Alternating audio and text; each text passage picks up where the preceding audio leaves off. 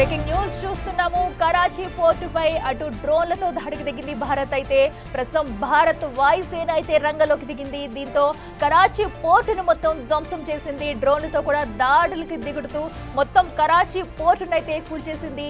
ఈ తరుణంలో కూడా కరాచీ పోర్టు మొత్తం ఉక్కిరి బిక్కిరైందని చెప్పాలి. ఎక్కడికక్కడ ఇటు డ్రోన్ల దాడితో తట్టుకునే శక్తి లేక అటు కరాచీ పోర్టు మొత్తం ధ్వంసమైంది. అటు కరాచీ పోర్టుపై ఇటు భారత సైన్యం అయితే డ్రోన్లతో దాడికి పాల్పడింది. మొత్తం కరాచీ పోర్టు మొత్తం కూడా ఎంత చెల్లాచెదరుగా ఉందనేది మనం బిగ్ టీవీ స్క్రీన్ మీద చూసుకోవచ్చు.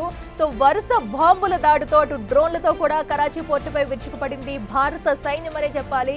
సో ఇటు పాక్ చేసిన దాడికి ఇది ప్రతీకారంగా భారత్ ఒక్కసారి కదిలి ఒక్కడికి ముందుకేస్తే ఏ విధంగా ఉంటదనేది కూడా పాక్ కి రుచి చూపిస్తుంది. అయితే ఇప్పటికే అటు కరాచీ పోర్టుపై డ్రోన్లతో బాంబుల వర్షం కురిపించిందనే చెప్పాలి. సో కరాచీ పోర్టు మొత్తం కూడా ఎక్కడెక్కడ ధ్వంసమైందని చెప్పాలి. సో మనం చూస్తున్నాము అటు కరాచీ పోర్టుపై దాడులు ఏ విధంగా జరుగుతున్నాయనేది కూడా ఎక్కడికక్కడ బాంబుల మోత మోగుతుంది. అటు డ్రోన్లతో మొత్తం అక్కడ ఆ ప్రాంతంలో ఉన్నవన్నీ కూడా చెల్లా చెదురుగా పడిపోయి ఉన్నాయి. సో అక్కడ ఒక పక్క నుంచి అటు మంటలు ఎక్కడికక్కడ కాలుతున్న దృశ్యాలు మనం చూస్తున్నాము. సో ఇంత అర్ధరాత్రి వేళ అటు పోర్టులో దాడులు జరగడం, అటు కరాచీ పోర్టు మొత్తం కూడా ఇటు భారత సైన్యం చేసిన డ్రోన్ల దాడికి మొత్తం చెల్లా చెదురైపోయింది. సో దీంతో ఇది పాకిస్తాన్కి కోలుకోలేని దెబ్బ అని చెప్పుకోవాలి. సో పాకిస్తాన్ చేసిన దాడికి ప్రతిదాడిగా కూడా భారత్ అయితే ఇటు దాడికి పాల్పడుతుంది.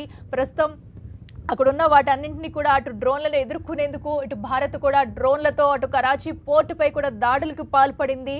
సో ఈ నేపథ్యంలో పోర్టు మొత్తం కూడా విధ్వంసం చూస్తున్నాం మనం అక్కడ జరిగిన దృశ్యాలు.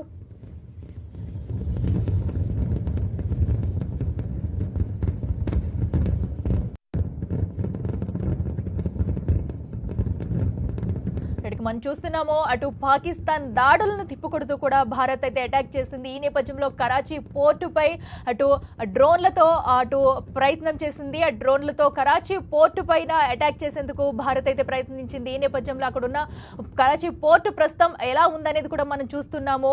ఆ డ్రోన్ల వర్షాన్ని అయితే కురిపిస్తుంది. సో పాక్ అయితే దాడులకి పాల్పడిన నేపథ్యంలో వాటిని ఎదుర్కొనేందుకు అటు డ్రోన్లను పాక్ నుంచి వచ్చిన ప్రతి బాంబుల దాడిని కూడా అటు భారత సైన్యం అయితే గగన తలంలోనే నిర్వీర్యం చేసిందనే చెప్పాలి. ఈ నేపథ్యంలో పాక్ దాడిని అరికట్టేందుకు భారత్ ఎదురుదాడి చేసేందుకు ప్రయత్నం చేస్తుంది. సో ఎక్కడికక్కడ పాక్కి బుద్ధి చెప్పేందుకు కూడా సో అటాక్స్ అయితే జరుపుతుంది.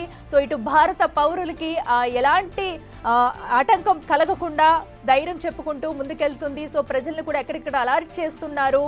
అన్ని ప్రాంతాల్లో కూడా హై అలర్ట్ ప్రకటించారు.